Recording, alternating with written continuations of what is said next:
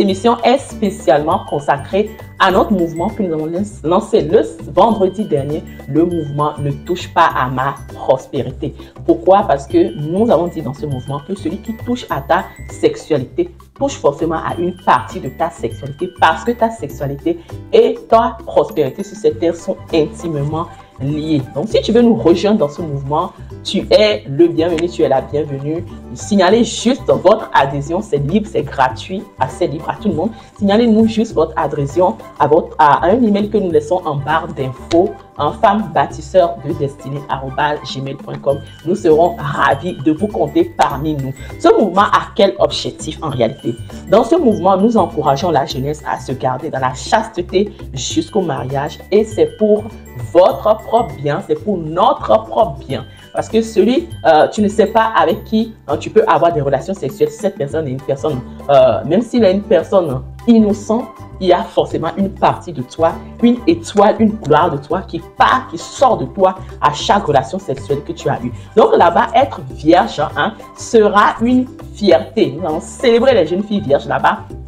Être puceau sera un luxe pour nous. Et pour toi qui n'es pas vierge, qui a déjà eu peut-être à avoir un premier mariage, mais qui veut garder, de te garder dans la sainteté, pour faire plaisir à Dieu, tu es aussi le ou la bienvenue. Rejoignez-nous, nous voulons être vraiment nombreux à prôner la sainteté, parce que notre Dieu a dit vous serez saints. Parce que je suis saint, parce que notre Dieu a dit aussi fuyez l'impudicité, que tout péché qu'un homme peut connaître est en dehors de son corps. Mais le péché de l'impudicité, c'est-à-dire coucher avant le mariage, coucher en dehors du mariage, est un péché contre son propre corps. Tu es en train de détruire ta propre vie. Donc si tu veux en savoir plus, rejoins le mouvement.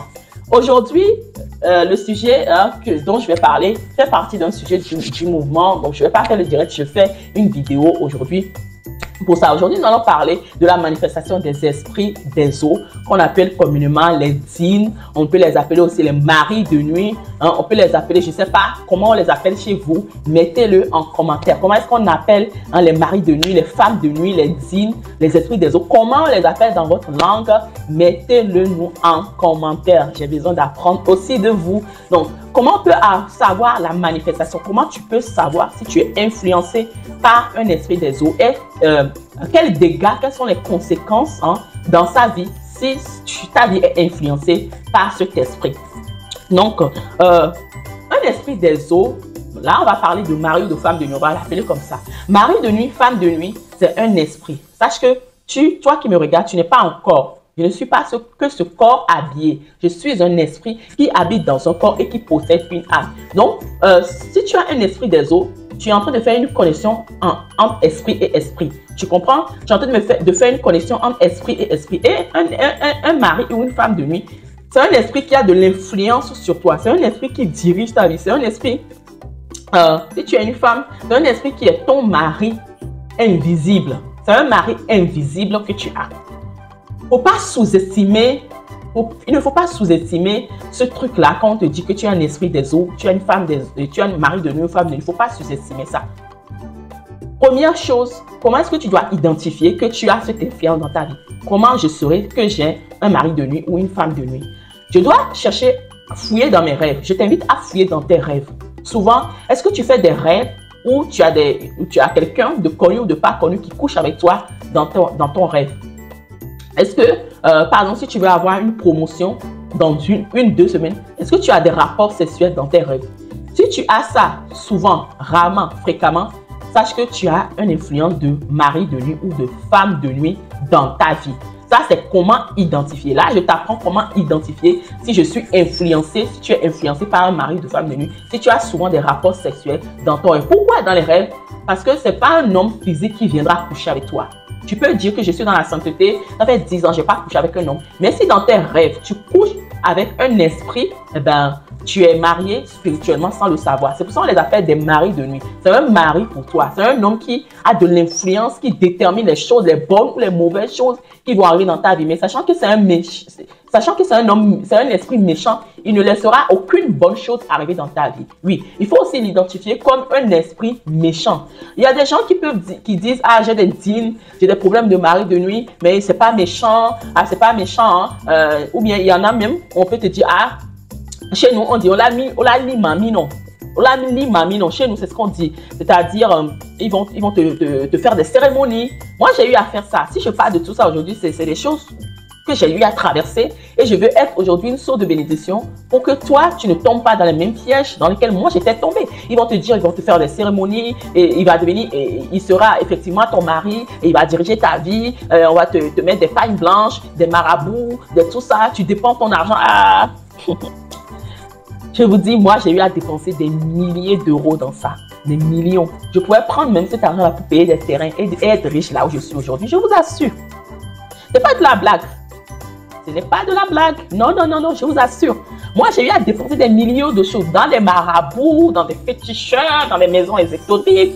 J'ai tout fait pour être débarrassée là de ce mari parce que j'ai commencé à comprendre que sa présence dans ma vie était néfaste parce qu'il n'y a rien qui allait. Il n'y a rien qui allait. Je n'arrivais pas à me marier. Tout est bloqué, tout est compliqué. Et j'ai commencé à vouloir me débarrasser de lui. Mais si j'ai eu à dépenser beaucoup de choses. Mais ça n'a rien donné. Ça n'a rien donné. Et la seule personne qui a pu me sauver, c'est Jésus. C'est pour ça que je prône et je prônerai toujours le nom de Jésus. C'est la seule personne qui a pu me sauver. Donc là, je te montre comment identifier que tu es un mari de nuit. Et fouille dans tes songes, fouille dans tes rêves, pardon, et vois si tu as fréquemment ces gens-là, une personne qui vient coucher avec toi dans la nuit, ça, tu pourras identifier que tu as un mari de nuit.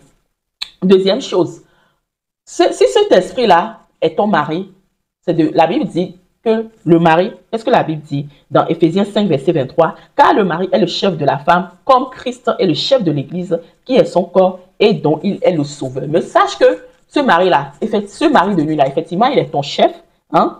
Il est ton chef, il ne voudra, il est ton chef et il n'est même pas ton sauveur. Il est un destructeur. Il est un esprit méchant qui est venu pour te voler, te détruire et t'égorger. C'est son seul but dans ta vie. Son seul objectif, c'est Jean 10, verset 10. Voler, détruire et égorger. Donc, puisqu'il dit qu'il est ton mari ou puisqu'il dit qu'elle est ta femme, il ne va jamais laisser pour que tu te maries avec quelqu'un d'autre. Tu peux faire tout physiquement. Tu vas devenir une femme ou un homme qui sera une femme légère ou un homme léger. C'est-à-dire tu vas passer d'homme en homme, tu vas passer de femme en femme, tu vas te marier 1, 2, 3 fois. Toujours, ça va solder par le divorce. Parce que cet esprit, même quand tu auras réussi à te marier, il va venir te secouer dans ton mariage. Je vous dis, c'est un esprit méchant. Il ne faut pas rigoler avec lui. C'est un esprit méchant, pervers, narcissique, spirituel.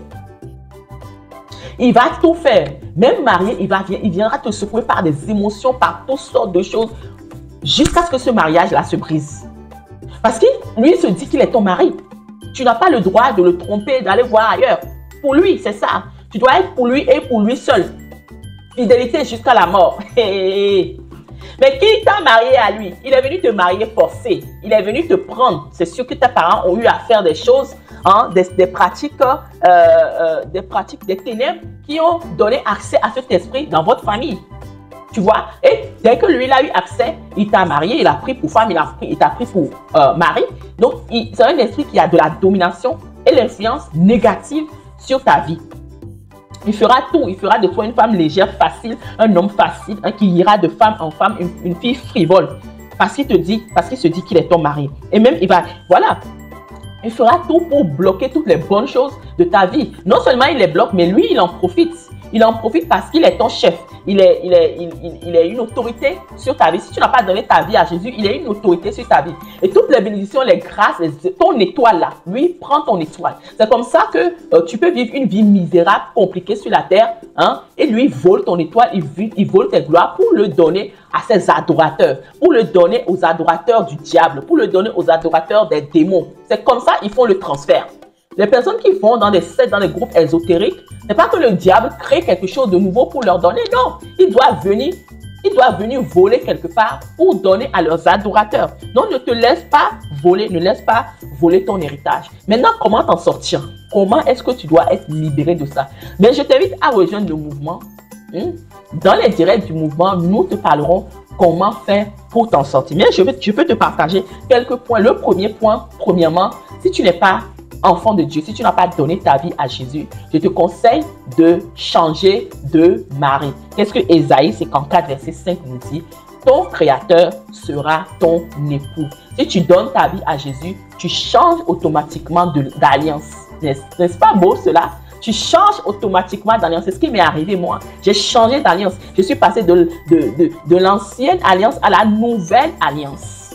Et oui, tu changes d'alliance, tu deviens épouse de Jésus-Christ. Et quand tu deviens épouse de Jésus-Christ, cet esprit-là n'a plus aucun droit. Tu as été racheté par le sang de Jésus. Tu appartiens désormais à Jésus.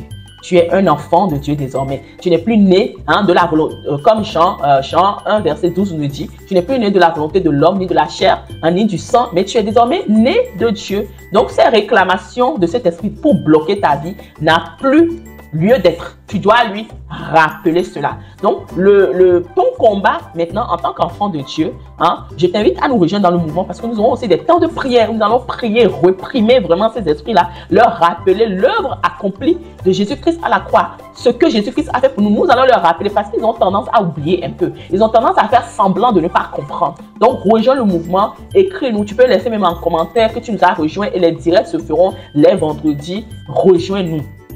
Donc, tu as à persévérer dans la parole. Tu dois lui rappeler à chaque temps et à chaque moment, à chaque instant, que tu as été racheté désormais par Jésus, que tu es un enfant de Dieu. Si tu n'as pas encore donné ta vie à Jésus, je t'invite vivement à le faire. Il est la seule personne habilitée à te libérer, à te délivrer de cet esprit. Et ce qui te fera gagner la victoire, de triompher. En Jésus-Christ, tu as déjà triomphé. Mais si tu veux manifester dans le monde visible cette victoire, tu dois persévérer. La Bible te dit, résistez, soumettez-vous à Dieu, résistez au diable et il fuira loin de vous. Si tu veux voir cet esprit fuir loin de toi, résiste-lui avec la parole de la foi.